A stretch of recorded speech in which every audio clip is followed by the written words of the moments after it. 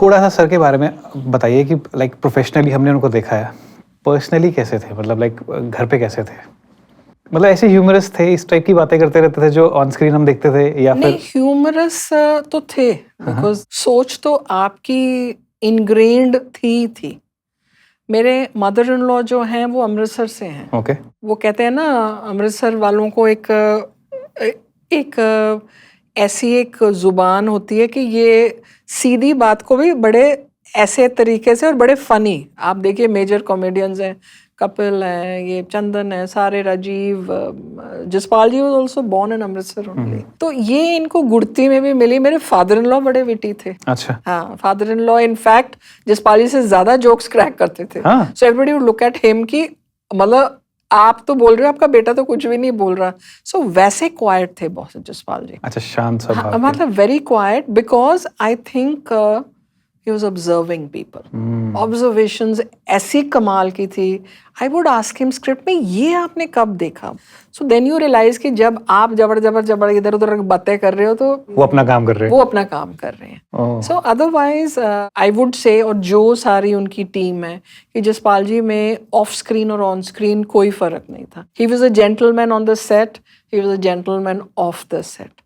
आप उनको, जो चंडीगढ़ में लोग उनको जाते हैं 17 सेक्टर में अकेले, कभी प्रेस क्लब चले गए, आज मैं शाम को प्रेस क्लब, कि आई थिंक बेसिकली उनको ये अंदर से एक तलब होती थी कि मुझे content, where is the content? The content is going to come from people. Right. उन्होंने कभी कंटेंट, तभी उनका कंटेंट इतना रियल है, रेलेवेंट भी है, बिकॉज आपने वो लोगों को देके वो क्रिएट किया। आपने कोई 4 दीवारों में बंद हो गए कोई स्क्रिप्ट नहीं लिखी। 24 घंटों में सबसे कम एम्फेसिस सोने पे होता था, कि बहुत कम, बहुत कच्ची नींद। May be the mind was over active कि हाँ ये भी करना है, ये भी करना है। और आप देखिए उनकी जिंदगी, प्लेटफॉर्म्स देखिए उन्होंने क्या क्या यूज किए। ही वॉज अ कार्टूनिस्ट, फिर उन्होंने दूरदर्शन को यूज किया, टेलीविजन, फिल्म्स पे आए, फिर स्ट्रीट थिएटर, नॉनसेंस क्लब, फिर इन्होंने यूट्यूब पे ट्यूटोरियल्स, जब इनकी फिल्म रिलीज होनी थी, म्यूजिक जब इनका फ्लॉप शो हुआ, पैरोडीज इन्होंने, जो म्यूजिक डायरेक्टर था उनके साथ लिखी दोनों ने, plus doing a government job, family. So इतनी मल्टी फेसेटेड पर्सनैलिटी, पर हर जगह वही कि एक जो मेरी सोच है, इसका मैं कोई जरिया ढूंढूं, ये कैसे लोगों तक जाए। I think that is why he was in a hurry कि मैं ये भी कर लूं, ये भी कर लूं। और he was just 57 when he went away. और मुझे ये लगता है कि शायद जो इन्होंने जल्दी जल्दी की, ये इतना काम कर गए कि जो लोग कई बार 80-90 तक भी आपने कुछ नहीं किया होता।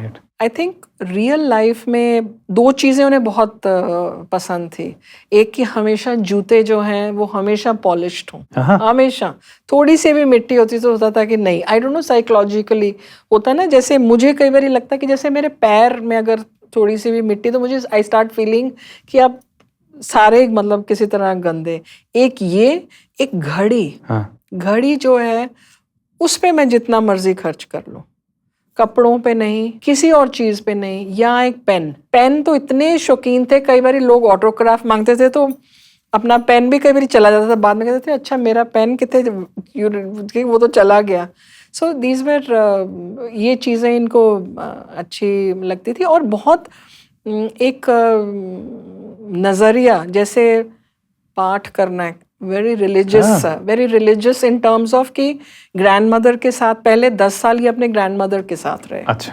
तो ग्रैंड मदर जसपाल जी की, जो मेरी दादी सास थी, वो बहुत जो कहते हैं ना आप, धार्मिक बिल्कुल। अच्छा। है ना, मदर भी थे, मदर कीर्तन भी करते थे, लेकिन ये वैसे लिबरल थे पेरेंट्स बहुत। और पेरेंट्स ने कभी इनके ऊपर कोई लोड नहीं डाला कि आप घर की कोई जिम्मेवारी लो, ये करना आपने, वो काम। So he had the freedom to do whatever he wanted. अगर गुरबानी भी पढ़नी है, वो वैसे नहीं पढ़नी कि मैंने रोज मतलब मैंने ये पाठ करना है, ये करना है, वैसे नहीं। सिर्फ 2 लाइनें उठानी, उसको बार बार पढ़ना, ये 2 लाइनों का क्या मतलब है। And he could talk on religion.